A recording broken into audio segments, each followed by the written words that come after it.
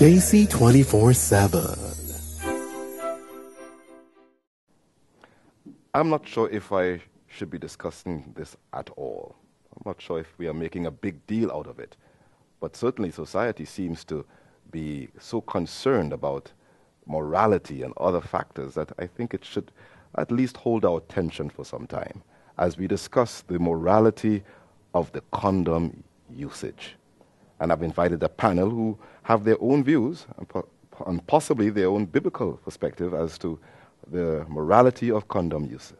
And thank you for joining us today. And I want to go straight to the whole question of the stigmatization of HIV/AIDS. And I think I will ask Luan, who has taken the time to be with us today. Is HIV still stigmatized in our society? And if so, is it the result, or is it because it's related to some sexual sin of some kind? Well, HIV is definitely stigmatized in our society today because of the fear, shame, levels of discrimination surrounding it. I think more so because of the way the virus is transmitted. So people tend to be more judgmental. They question your morality, your values, and I think that's one of the reasons it's so heavily stigmatized. If that is so, Pastor Brown, why are sexual sins so seemingly more frowned upon than any other type of sin? At least from my own experience, people tend to look down upon you more when you are involved in sexual sin than in any other kind of sin. If that is so, why? That is because the entire world came out of a foundation that was religious, especially in the Christian West. We came out of a Western tradition of religion, and Christocentric in our approach. And because of that, the family remained the foundation of the society. And once you speak about the family, you are speaking about marriage. And since you are speaking about marriage, when you speak about sex, because of our Christocentric background, sex seems to gel with marriage. We believe that sex is about marriage. And within the Christian community, the idea of sexual sin is big because of the idea of marriage. Because if we had marriage was not an issue, then sexual sin will not be an issue. Now, apart from the religious circle, out in the secular community, sex is not a sin. The humanists believe that if it feels good, then you do it. And once you find the right person and you all enjoy yourself, sex should be enjoyed. But we are reaping the whirlwind from that idea. But in the Christian community, sex seems to be the biggest sin. Should I say the biggest sin, the largest sin, the most profound sin, because of the issue of marriage. Marriage, or I should say most couples or most young people, they have that idea that marriage is still a good thing. So once you speak marriage, you're speaking sex. Because the Bible said once you have sex, you are married. So it's safe to say that if there's still some frowning upon this type of sin, that there's hope. Yeah, there's hope for the religious community, because the religious community still believe that marriage is between a man and a woman. Brian, thank you for joining us. You, in my opinion, have become a resident panelist, and we're always so glad you could be with us. Thank you very much, sir. Do you think our society is becoming more sexually promiscuous, or is it just a mere return to the days of Sodom? I would want to think both. Okay, that's interesting. Yeah, I would want to think both. You look at what is happening in society today, and the age bracket for individuals who are having sex. It's ridiculous. I mean, small children are having sex right now. When you say small children, what age are you talking about? 7, 8. You're kidding? 9, yeah. I'm telling you, I know of children that young who are involved. What do they know about sex, brother? What they know about sex? I guess you'll have to ask them, Pastor. But they have been thought that they are knowing sex is it, and they want to experience it. So it's as if it's the now thing, and you must be part of it to be able to call yourself somebody or something. And why I said that we return into the days of Sodom and Gomorrah. If you remember that the whole city was destroyed for homosexuality. And today you are hearing about homosexuals or marriages being legalized. You are seeing more and more people coming out of the closet. They no longer hiding their true feelings. They don't care what society thinks about them or what society sees. And definitely we're going back. We haven't reached there yet because, I mean, Sodom and Gomorrah was terrible. You think we haven't reached there? We haven't reached there so? as yet, but we're not too far. We're not too far past that. I read a report coming out in February of 2013, this year, from the CDC, the Centers for Disease Control in the U.S., and we are told that 1 in every 3 Americans has contracted an STI or an STD. Yet the sexual lifestyle has not changed. Do you believe, Luan, that the sexual life, or the contracting of STDs or STIs, or the possibility of contracting these infections has had any impact upon the sexual behavior of our global society? People still live with the perception that it wouldn't happen to me. And the reality is that the world is promoting constantly contraception as the solution, but contraception is not 100% safe. So the possibility exists, but people still go with the misconception that it's okay, it's safe. Right. Okay. And that measure of safety is what continues to cloud the judgment. Okay. So somebody has facetiously said that it's a good thing they haven't found a cure because some more people would have gotten involved. Do you subscribe to that? You see, apart from that saying, Pastor, and in addition to what Luan just said, you know, society is even getting so bold-faced that people tend to say, well, you know, I'm going to live my life how I choose to live it, and you know what? Even if I contract one of these diseases, what I'm going to do is just share it. I'm gonna still continue living. So nobody seems to be afraid anymore. Nobody seems to care because, you know, life goes on. One life to live, and I'm going to live it to the best. That's how some people think. And of course, you don't necessarily die immediately anyway. Yeah. And some people are finding medication that is keeping them alive longer, even though they have the disease. So, Pastor Brown, you would agree that society has changed as far as knowledge of sex is concerned, not necessarily the sexual behavior patterns, but we have access to all kinds of internet or readily available information that will help us to understand sex. Do you think the increase of sexual knowledge has helped us or hurt us? Is it for the better or for the worse? First, we must recognize that there are no absolutes anymore. So how do I tell someone that what they are doing is right or is wrong? I can wave my Bible before them and say the Bible says, but as far as they are concerned, it might just have been Hansel and Gretel I'm waving before them. Because this book is just a book. Right. So the knowledge is what the world, what mass media, what they are presenting to the world as good, is what the world will write on as good. No, Karl Marx said that our decisions, our ideology is a fake ideology. We believe that we make the decision for ourselves, but that's not true. Right. They make the decision for us. Okay. So everything I do, I may think that I'm doing it, I am my own man, and I'm making my decision for myself. But my decisions are made on the television, on the radio, on the newspaper. I never asked them for a cell phone, but they gave me one. I understand? I never asked them to wear jackets. I was okay running around naked, but they gave me jackets. And I'm telling myself that I'm making these choices. But these choices are made for me. Okay. So the choice of sex and how we should relate to each other, those choices are made for us through the mass media. So the mass media, they are presenting the idea that I meet this girl tonight and have sex with her tonight, and I meet another tomorrow night, and that's okay. There's no frown on that outside of the religious community. So when that is presented to a postmodern world, where there's no absolute, and right and wrong is determined on what you decide or how you feel. So the more knowledge that we receive, the more so-called knowledge we receive, the more so-called demands that they are making for us. There are more choices they are making for us. So at the end of the day, I feel that I made the choice, but I did not make the choice. But now how do we fight back? Because you are saying that the information that is shared on the media is more negative than positive. maybe there is space for positive information. How do we as a Christian church or Christian community fight back to ensure that the information is positive?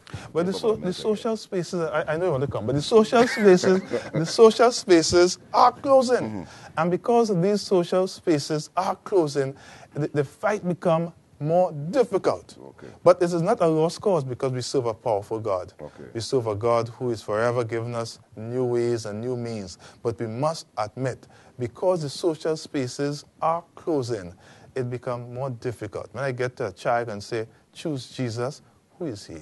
Yes. Brian. All we can do, Pastor Riley, is still preach Jesus. Because, I mean, I interact with a lot of youths. I deal with youths every day. And it makes no sense trying to beat them down, trying to always point out the fact that, you know, this is wrong, this is wrong. We just need to continue to advertise Jesus. We need to market Jesus. We need to market him for who he is and have that faith that something will sink in. It may not sink in their heads in the time frame that we want it to sink in. And God forbid, their lives might be destroyed even before it sinks in. But that should never stop us from preaching Jesus, because that's the only answer. Okay. There's so much out there today that we can't even start to even match. Okay. But there's a great God, as Pastor said. I suspect one of the ways we can preach Jesus is to talk about, oh, sex is good, sex is good. It's a good thing I'm married. All right. We are talking about the morality of condoms. We get to the heavy matter when we shall return.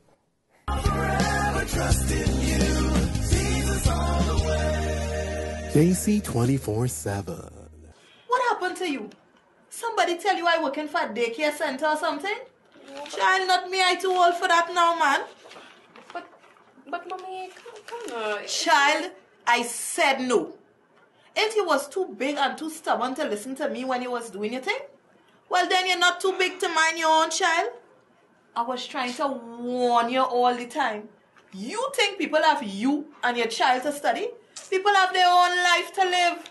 That is what I was trying to save you from. But what you tell me, Mommy, you had your fun, so I have in mine now too. Well, maybe you and Miles could have some fun babysitting Justin tonight. But just leave me out of that, please. Like he was planning this public speech a long time now. So, Mommy, you plan to penalize me for the rest of my life? You ain't find to punish me enough? Punish you? Yes. Darling, I never punished you, you know. You punished yourself when you went out and get pregnant.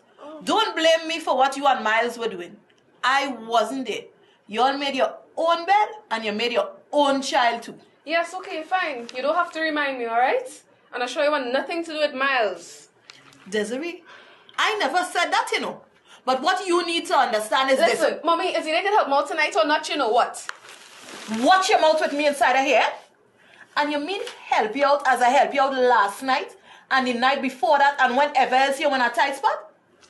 But Desiree, look at you now. Child, you were doing so well at school, eh? With so much potential. So what? I could go back to school any day, you know. Education's still free. I don't see what you're making such a big deal out of this for. The child already born. You see, that is your problem, you know. Nothing is ever a big deal to you. Mommy, listen. I will manage somehow, okay? Besides, you feel I'm the only girl my age with a child out of wedlock? And the others making it?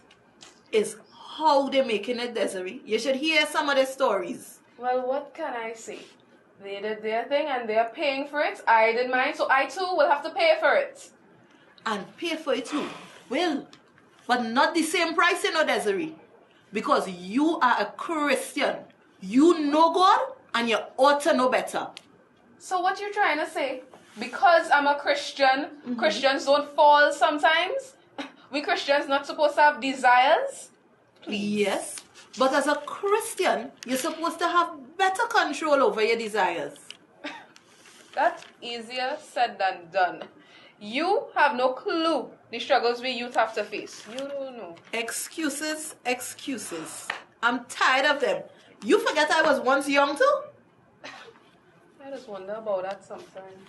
Child, you forget you were born when I was a teenager?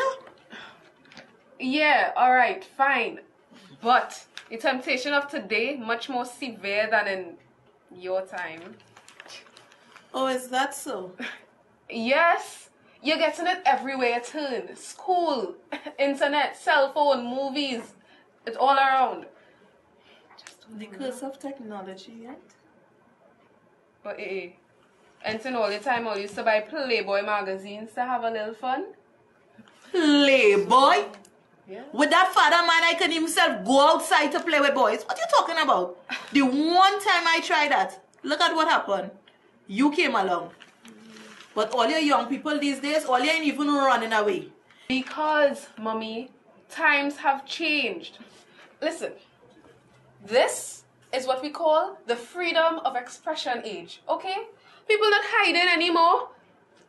Sure, in your time, sex was a bad word at home.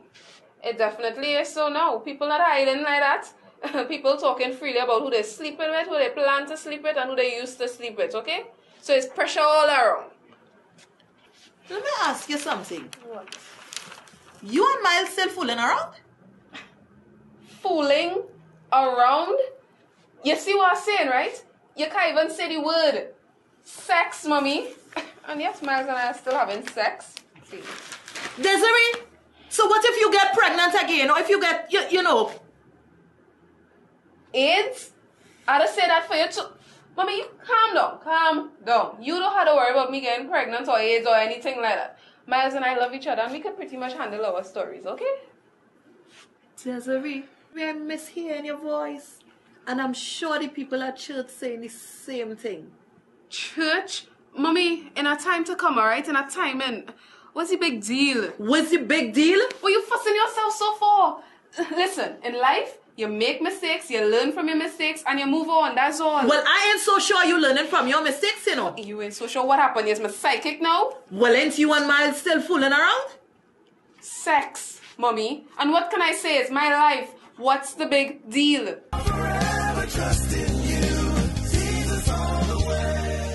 JC 24/7. Planned Parenthood, a family planning organization in the US of A, had this to say concerning condoms, and I quote, "If you're planning on having sex with whomever or whoever happens to be available for casual sex at the time, the most loving thing you can do that evening might very well be to strap on a rubber to make sure you don't infect your partner with a communicable disease or impregnate them with a baby that they are not ready to take care of." Brian, I'm sure you may have heard this type of sentiment expressed in one way or another. Do you subscribe to this view? I don't subscribe to it for many reasons. First of all, I need to look at it from a biblical point of view, and still need to lean on the side that sex before marriage is wrong. Okay, so there is nothing that changes that. Even if you look at it, you're looking at it outside of the biblical scope. How safe is a condom? You know, we talk about telling them if you're going to have sex, use a condom. But it has been proven time and time again that condoms aren't necessarily that safe. There are people who still got pregnant even though their partner used a condom. There are people who still got infected by diseases even though a condom was used. Well, let's assume for the sake of argument that the condoms is 100% safe. Would you still advise? Would you therefore advise? No, I will still maintain sex before marriage is wrong. Pastor Brown, do you agree with Brian? You have to agree with him, you know. I want to agree with him because HPV, which is the most prevalent of all STI, can be contracted with while wearing condoms. Okay. Because it's a contact STI. Once people begin having sex, it became the mode, the operation of the relationship. And once sex is part of the relationship, there will be the day when there will be no condom and the opportunity will arise. And once you are in the habit of doing something, you will do it anyway. Most people, and I'm sorry I didn't work with that research, most people who use condom will say to you, in the beginning of the relationship, Right. We tried the condom because I was not trusting of my partner. Right. But it is said that HIV virus can stay dormant for 2 years before it shows itself. And once you have that habit of using condoms, the time will come when sex will be access, pure access, natural access, and therefore the day will come when it will not be used. So how do we go around that? You had asked that question. If everything is, all the hormones are growing wild and you're saying that they'll have sex anyway, how did they come to the point to have sex? Well, let me ask Luan. Luan, I'm sure you would have met some person or persons who have confessed that they have an addiction, or perhaps somebody has been interfered with from their early life and they find it a little more challenging to control urges. What advice would you give them? Usually, under those circumstances, when counseling a teen who is already sexually active and perhaps at the stage of addiction, we do recommend that they use a condom. But let me state clearly that the exception must not be made the rule. Sex before marriage is not encouraged. However, in situations to ensure the health and the safety of the individual, because usually, because of the emotional state, they may not be in a position to make the most appropriate choice at the point in time, and we do recommend, but it's not the rule. Of course, there are some folk who you would not recommend it at all to. No, because, we wouldn't. Somebody might come and say, well, it's okay. Right. Pastor, yes, permit me just add one thing. It's a difficulty that I have dealing with this. We always seem to want to promote or want to deal with an issue when something has happened already. And I think we need, as a society, as a church, we need to reach to the point where we big up people who are doing the right thing. Okay.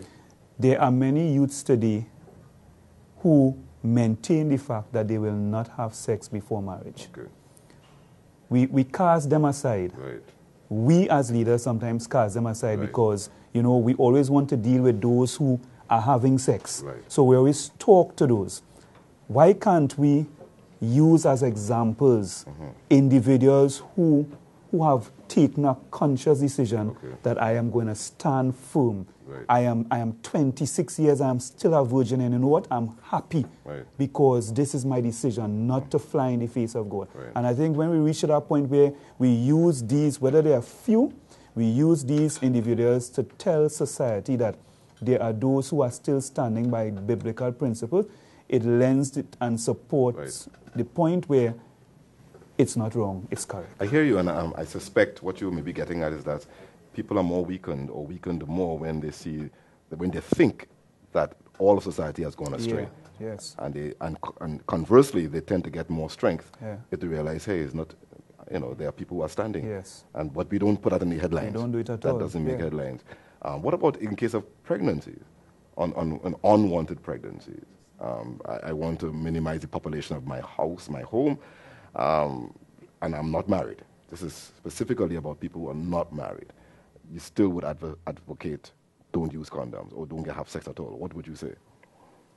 Because in some cases, the child becomes an accessory and not necessarily a vital part of the relationship.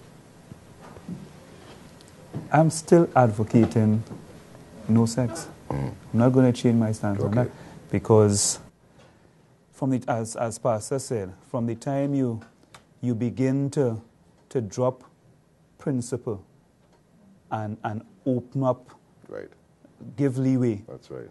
They may begin to use a condom because you know what? You have sanctioned it. You have said, you're doing it, go ahead, be safe. Okay.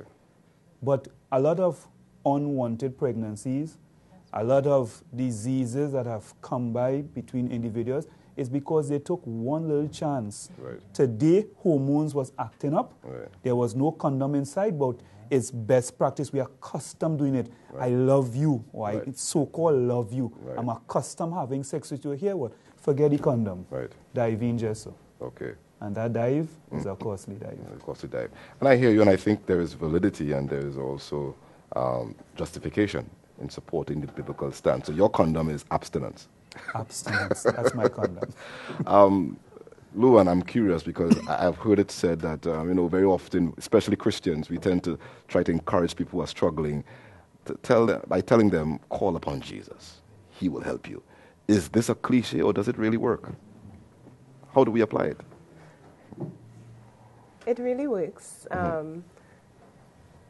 But people need to believe that it works. Okay. And once young people or adults get to the point where they understand that their feelings would have come from God. Okay. Sexual activity was designed by God, but within the confines of marriage. Right. And once they could trust God in that, they would have a better understanding that, you know what, I know persons often say, take back the feeling or don't let me feel. And I usually recommend that young people don't pray that prayer, rather that you have the power to control the feeling by God. Right. And, it's a good way to go. If that's your belief system, then and it works. Okay, and of course, part of the process of calling upon Jesus may also require counseling. Yeah. Would you agree? And some people need a little more counseling than others because of the situation they may have found themselves in. Again, I speak specifically about those who are interfered with, and they may be looking at this telecast, and you are saying the right thing, Luan, you are saying the right thing, Pastor Brian, I agree with you, but my struggles continue. How do we apply the calling upon Jesus to their life so that it will really work for them? We have a few minutes again. You see, Pastor Riley, it is natural for people to have a desire for affirmation. And Jesus is a symbol that is respected even in the hood. So once you bring Jesus and say that Jesus loves, Jesus will take care, you are affirming them according to Jesus that you know. Right. It is not saying a guy down the street, a footballer, a traveling thrower, a politician. You are bringing a figure that is well respected in all communities, across race, across religion, across ethnicity, all these things. You are bringing a respected figure, and you are using that figure to affirm the person. Right. So you are saying, and then you're using yourself and your story. You know, the Bible said, speak to them and they're growing up understanding your story, what Jesus has done for you. Right. And then you try to affirm them by using Jesus as the point of affirmation. The concept of hope. Right. Because hope could be given prior to them contracting anything, and hope could be given after. Okay.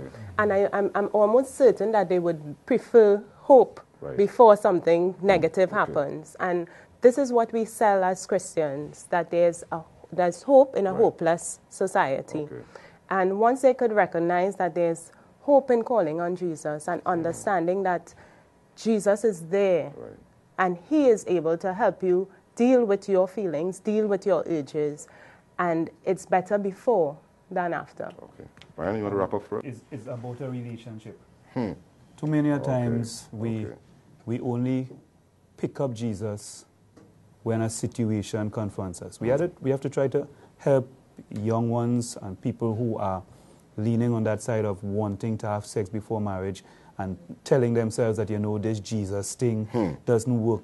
That's because the relationship is lacking. The same Jesus that is stopping that individual from stealing, the same Jesus that is stopping that individual from picking up a gun and shooting somebody, is the same Jesus that is available to help that person take control of their sexual urges. But too many times we rest Jesus down for part of the life, and then we want to snap at him, and because we don't have that deep-seated relationship, we find ourselves falling still. He's not a genie, right? No, we call upon him when we need him.